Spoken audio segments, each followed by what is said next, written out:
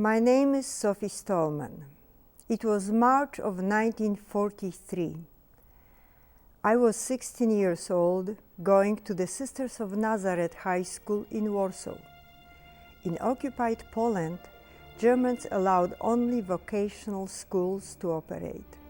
Our school existed officially as a seamstress school, but we were studying the full high school curriculum. One day, Germans announced that all 10th grade students from all seamstress schools in Warsaw are to report to the Jewish ghetto to work. We were supposed to replace Jewish workers who were to be resettled. We knew exactly where the resettlement was.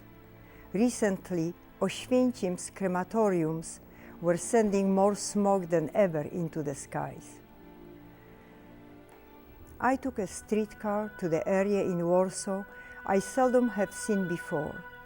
The whole little ghetto was surrounded by the tall wall with barbed wire and broken glass on top.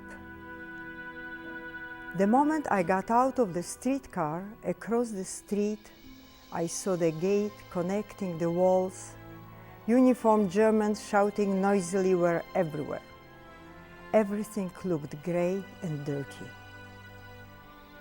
I'll never forget the sight inside the ghetto walls.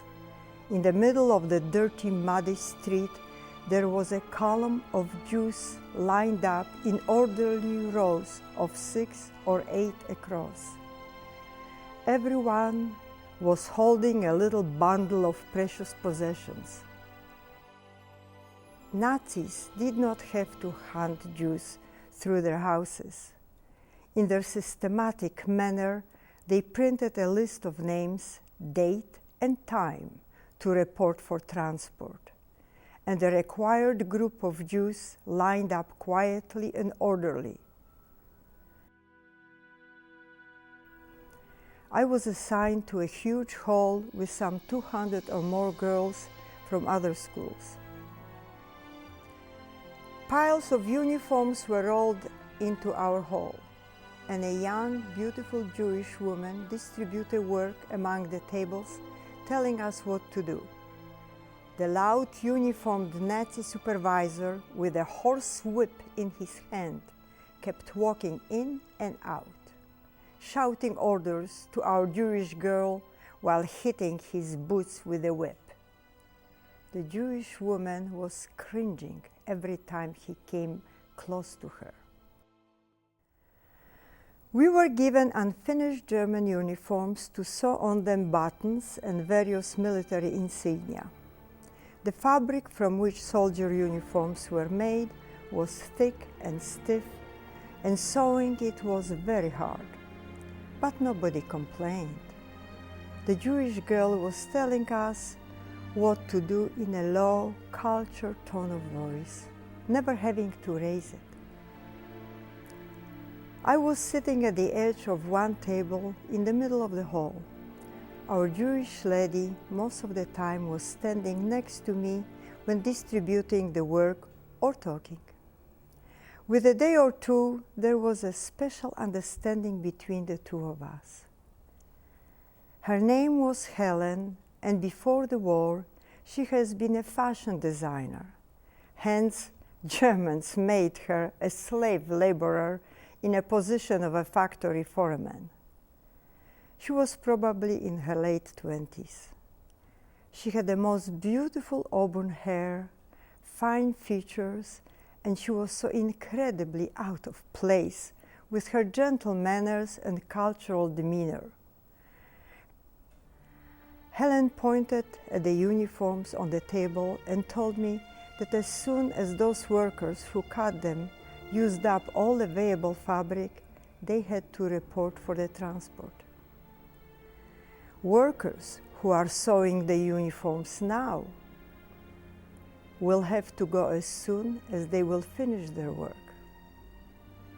Helen's parents were in that group. I did not ask anymore. She knew that she would be going, the last one, going to be murdered. During one of the more oppressive days, one of the girls started humming and the rest in the hall joined in. When we ran out of group songs, I sang alone.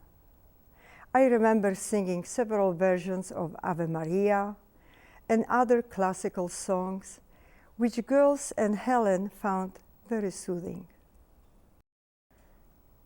Finally, one morning, Helen came with the very red eyes. Her parents were ordered to report to the convoy that morning. She and her sister were the last to leave tomorrow. I was beyond myself. I did not know what to say. I felt so very desperate for her. Finally, when she came close to me, I asked if there is anything I can do for her. Nothing. Can I take a message for anybody, anywhere?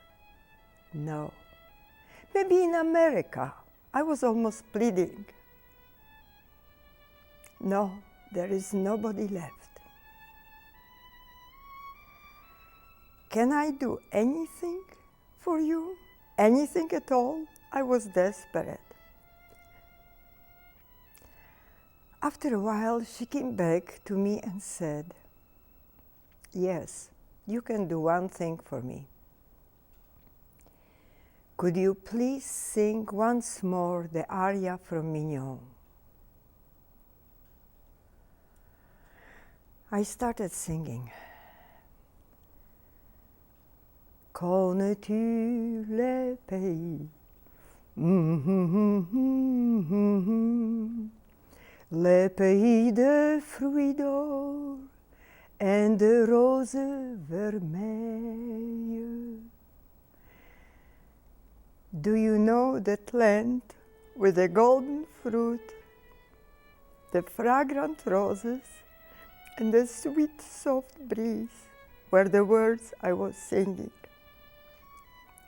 Helen stood near me with her eyes half closed. I came to the strongest part of the aria when the door burst open. I stopped. The damn little Nazi with a whip came in. The hall was in a deaf silence. "Don't stop, keep singing," he yelled at me in German. I knew what he said, but I was damned to acknowledge that I understand. "He wants you to sing," Helen translated. "Tell him that the song has ended," I replied. There were more gargling shouts by the little man and the whip hitting his boots. He says he knows that it is aria from Mignon, and he wants you to finish it. "No," was my answer.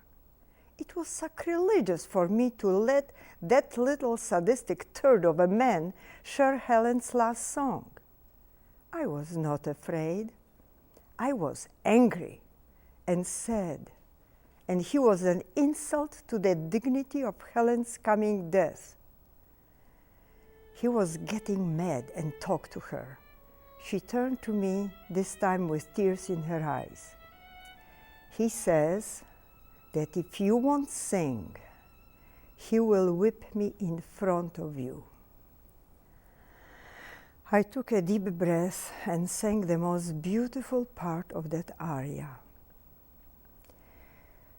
C'est là que je voudrais vivre, vivre, aimer, mourir. C'est là que je voudrais vivre, c'est là, oui, c'est là.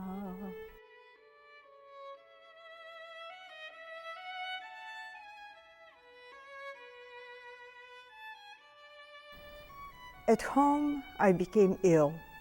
I had horrible chest pain, and I could not stop crying. One day I was lying on my couch, sobbing uncontrollably, when our family friend stopped by. He was a medical doctor, and he also knew very well what I was going through. Mother asked him what to do for me. I remember his answer: "Let her cry. She lives through more than she can take."